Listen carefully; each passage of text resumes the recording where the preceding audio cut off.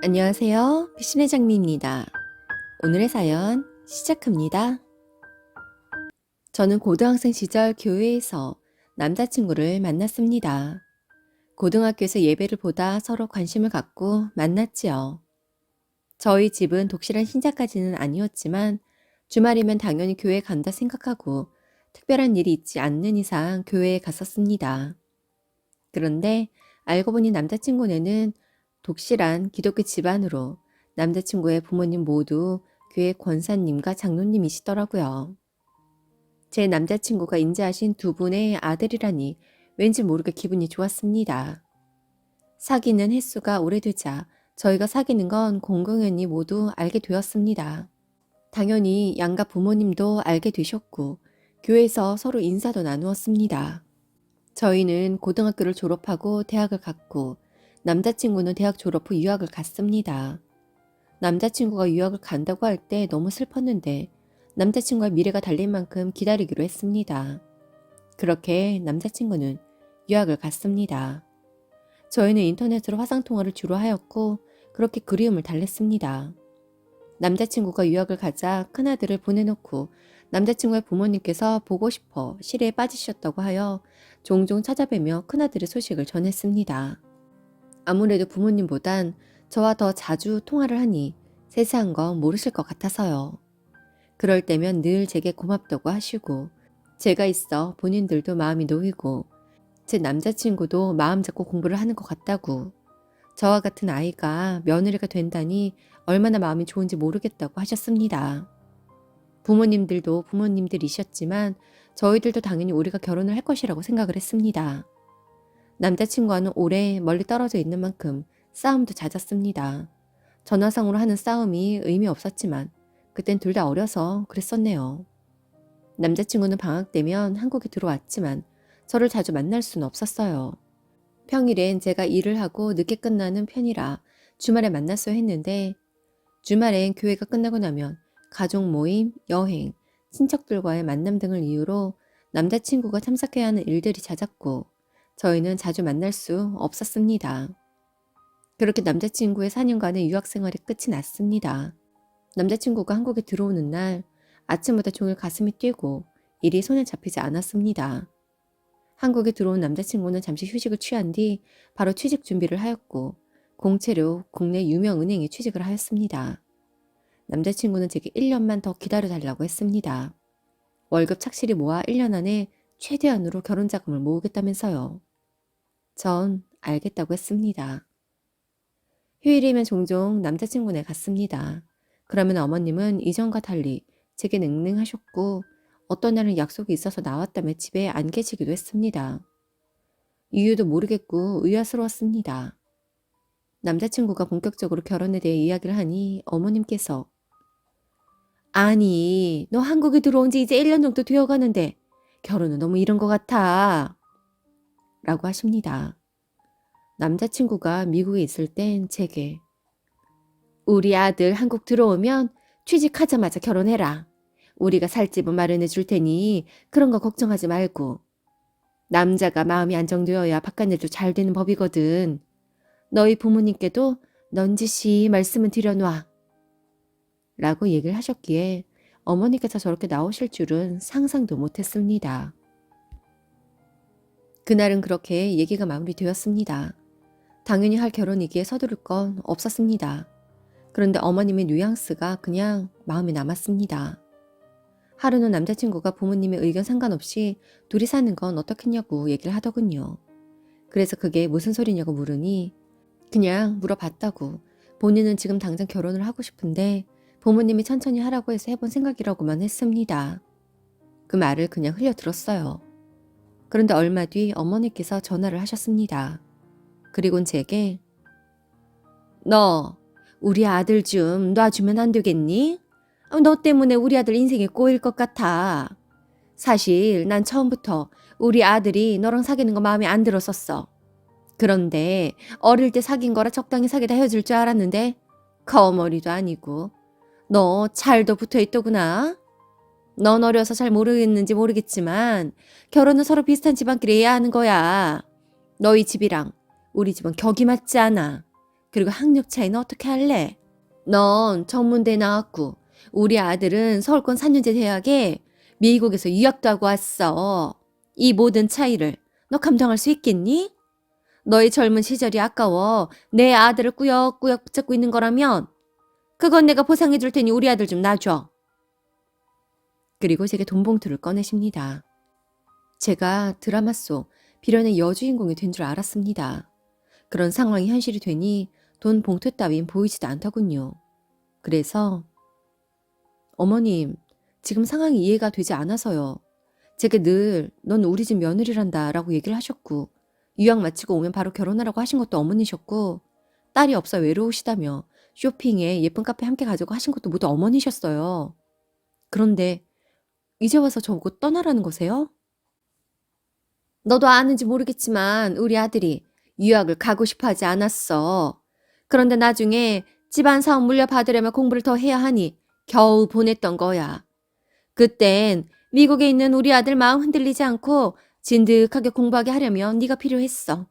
그것뿐이야. 우리 아들 좋은 집안에서 손도 많이 들어오고 네가 정말 우리 아들을 사랑한다면 이쯤에서 놔주는 것도 그 사랑이라고 생각해 주렴. 너무 분했지만 가만 생각해보니 집안 차이부터 직업의 차이가 많이 났습니다. 주변에 먼저 시집간 언니들 비슷한 집안끼리 하는 결혼이 가장 좋다는 얘기도 새삼 생각이 났습니다.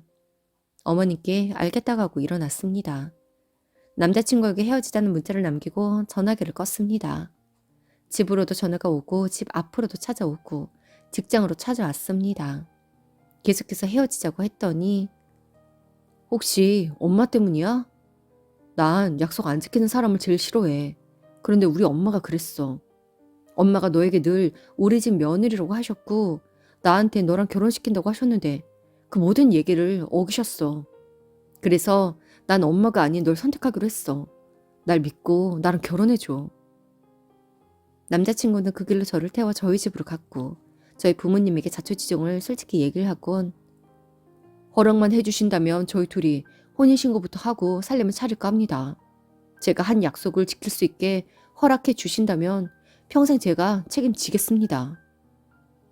엄마 아빠는 고민을 하시다가 허락을 해 주셨습니다. 그러자 당장 필요한 물품과 옷을 챙기라고 하더니 캐리어를 챙겨 저를 데리고 어디론가 가셨습니다. 도착한 곳은 서울 외곽의 작은 아파트였습니다. 알고 보니 남자친구, 아니 남편은 한 달 전 부모님과 크게 다투고 집을 나와 친구네서 지내면서 급하게 집을 구하고 저에게 온 것이었습니다.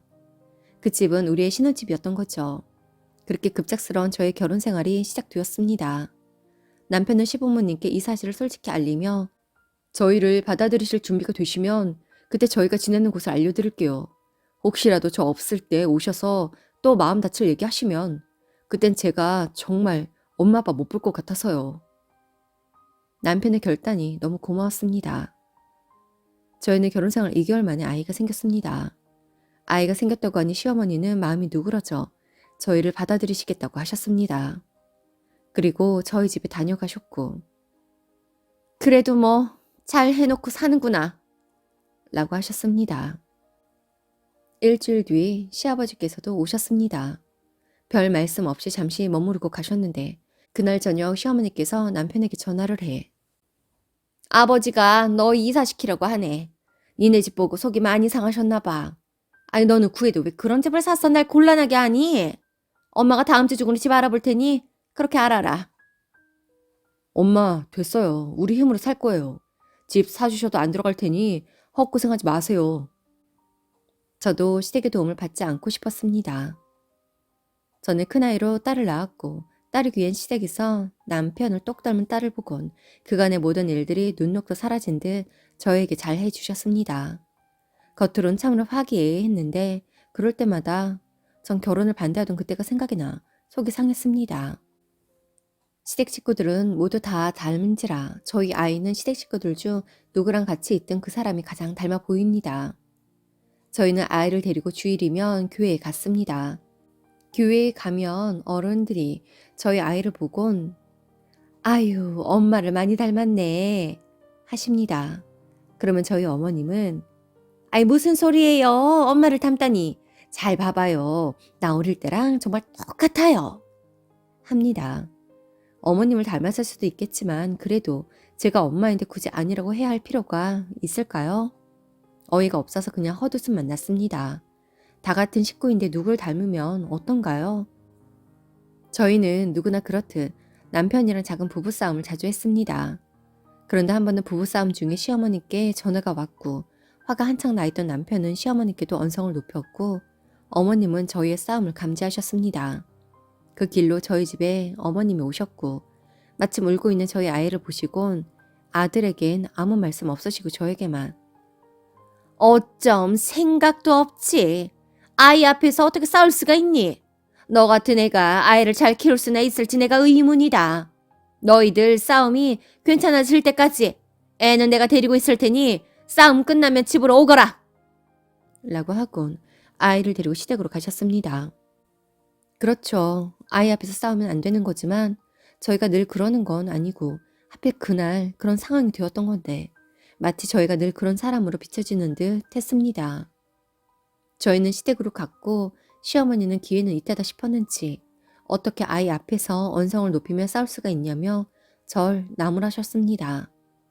남편이 오늘 처음 그런 거라고 얘기를 해도 넌 가만히 있으라며 절 쥐잡듯 잡았습니다. 그러면서 한 번만 더 이런 일 있으면 너희 이혼시킬 테니 그렇게 하라. 라고 하십니다. 이건 또 무슨 말인가요? 이혼을 시키겠다니요? 교회에서 인자한 권사님께서 정말 저에게 왜 그러는지 모르겠습니다. 그런데 그 일이 있고 일주일 뒤 둘째 아이를 가진 것을 알게 되었습니다. 그러자 시어머니는 손바닥 뒤집듯 태세를 바꾸셨고 저에게 잘해주시기 시작하셨습니다. 어머님이 그러실 때면 스스로 나 부끄럽지 않으신지 궁금했습니다.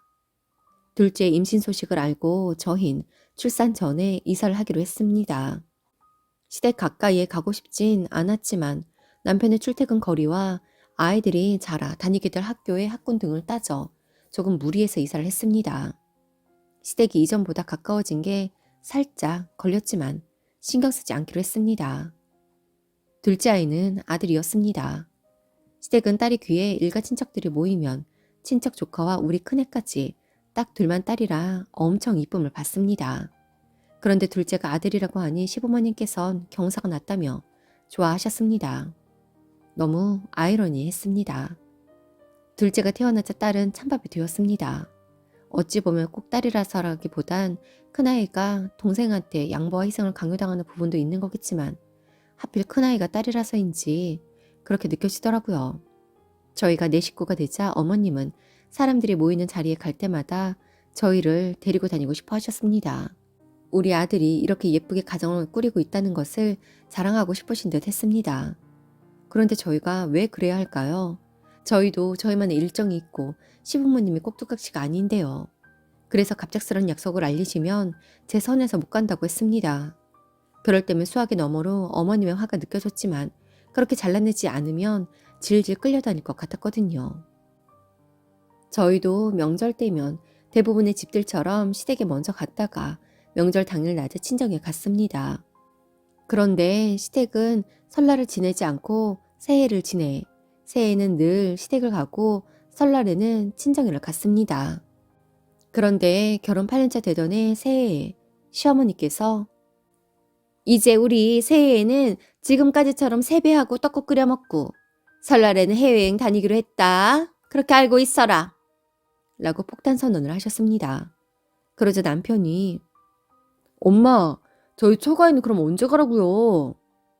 처가에 평소에 자주 가지 않니? 평소에 자주 보면 되지. 꼭 명절이라고 해서 가야 해.